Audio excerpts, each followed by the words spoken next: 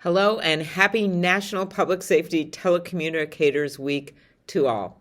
I'd like to thank my friends at APCO International for inviting me to share just a few words with you.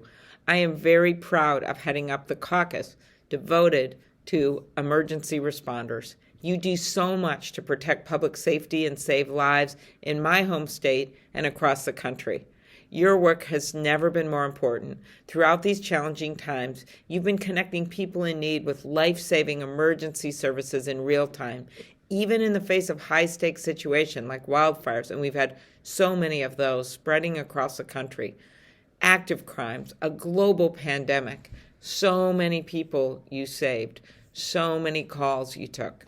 There are more than 240 million 911 calls in this country every year. Think about it. 240 million Americans calling at the scariest moments of their lives, from coaching people through CPR to calming callers through mental health crises. You all provide life-saving assistance every day.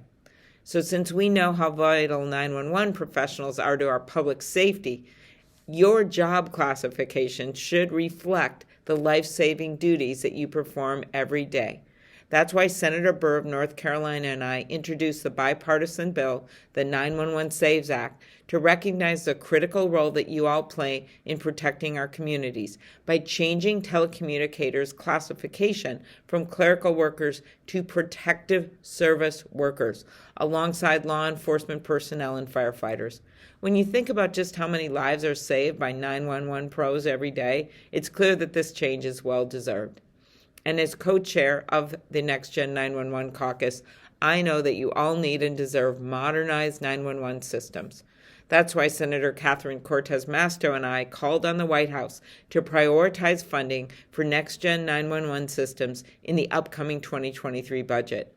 By investing in these programs, we can roll out upgrades and make sure our 911 professionals have the technology that you need to handle emergencies reported through mobile devices.